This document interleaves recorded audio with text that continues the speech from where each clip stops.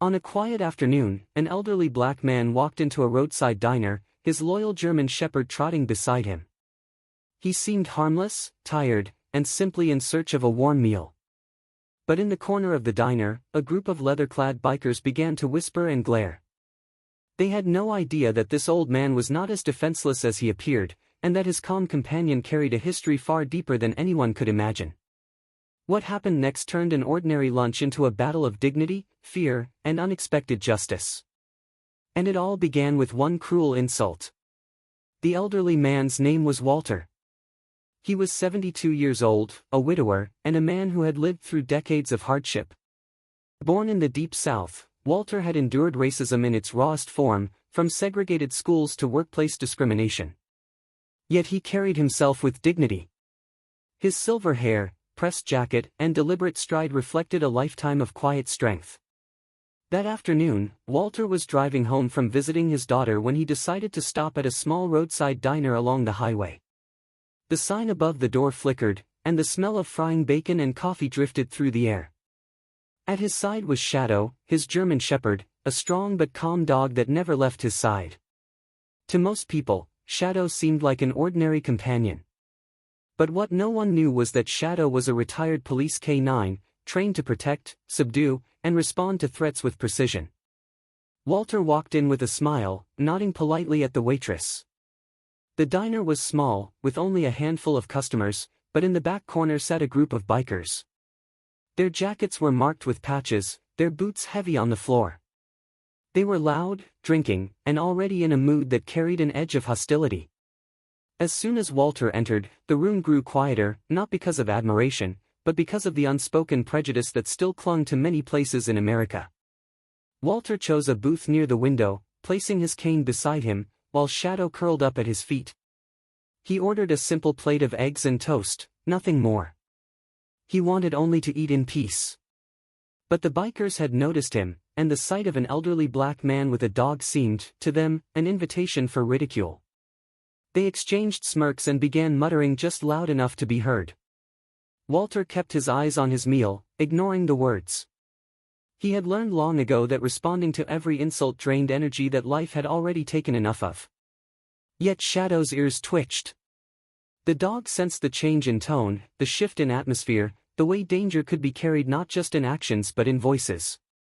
The waitress tried to maintain normalcy, but her nervous glances toward the corner table revealed the truth: trouble was coming.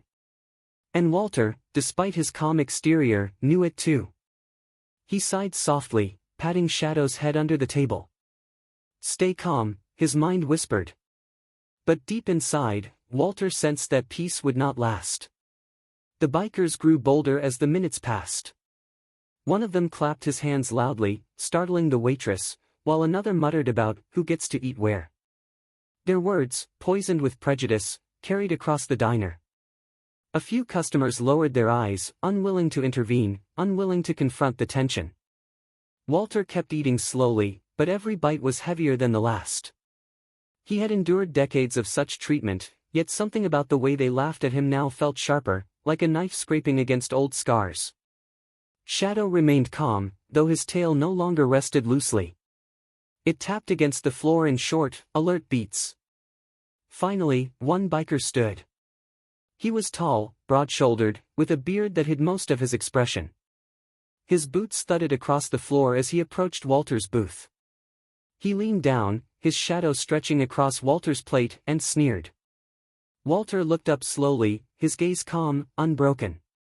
The biker chuckled and made a remark about Walter's age and color, twisting it into a cruel joke.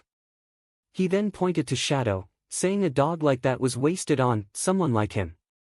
The others in the corner erupted in laughter, pounding the table. Walter didn't speak. He simply lifted his fork and finished another bite, refusing to show anger. But that refusal enraged the biker even more. He slammed his hand down on the table, rattling the silverware. Shadow immediately rose, his eyes locked on the man, his body tense. The waitress stepped forward nervously, asking the biker to sit back down. But he ignored her. Instead, he grabbed Walter's cane, lifting it mockingly. "What's this, old man, a stick to keep you standing? You don't belong here anyway." The diner fell silent. Even the sound of the grill seemed distant. Walter inhaled deeply, then looked at the man and simply said, "You should put that down." His voice carried no anger, only certainty. But the biker smirked and raised the cane higher. That's when Shadow moved. In one swift motion, the dog stepped forward, his body pressed against Walter's leg, his eyes locked onto the threat. He didn't bark, not yet. He waited, calculating. Years of training whispered through his muscles. The biker, unaware of what Shadow truly was, leaned closer, taunting. His companions cheered him on. Another stood up, preparing to join. The waitress backed away, her hands trembling. Walter's calm remained, though inside his heart pounded. He knew Shadow's training. He knew that with one wrong move, the dog would respond with precision, force, and speed. But he also knew that unleashing that side of Shadow would escalate everything beyond return. And yet, the bikers were pushing closer, testing limits, blind to the danger at their feet. The tension was no longer contained. The next moment would decide everything. The biker raised the cane higher, laughing as if victory was already his. But the moment his boots scraped closer to Walter, Shadow launched forward. With a deep, commanding growl, the German shepherd leapt between Walter and the man, his teeth bared, his stance low and ready. The biker stumbled back in shock, nearly falling. His friends froze, their jeers cut short. Shadow's growl echoed in the small diner, vibrating through the air like a warning from something far greater than an ordinary dog. Walter finally stood, slowly, deliberately. His hand rested on Shadow's back, steadying the dog but not restraining him. His eyes locked on the biker. "He's not just a dog," Walter said softly. "He's retired, but he remembers. And he does not forgive threats." The realization dawned too late. Shadow was no pet. He was a retired police K9, trained to take down armed men, trained to sense violence before it struck. His discipline was razor-sharp, his instincts unstoppable. And now, every muscle was focused on the biker. The man dropped the cane, his bravado evaporating. He stepped back, his voice faltering. His companions shifted nervously, no longer laughing. The power in the room had changed. The elderly man they mocked was no victim. He was guarded by justice itself, wrapped in fur and muscle, waiting only for a command. Shadow barked once, sharp and thunderous, sending the entire diner into silence. Plates rattled. The biker nearly tripped over himself retreating. And in that moment, Walter said nothing more. He didn't need to. Shadow had spoken louder than words ever could. The bikers, shaken and humiliated, gathered their things quickly, muttering excuses as they stumbled toward the door. No one stopped them. No one needed to. They left behind only the echo of their arrogance, erased now by fear. Walter sat back down, Shadow returning calmly to his side as if nothing had happened. The waitress, still trembling, brought over his plate again and whispered her thanks. The other customers, who had watched in silence, now looked at Walter differently.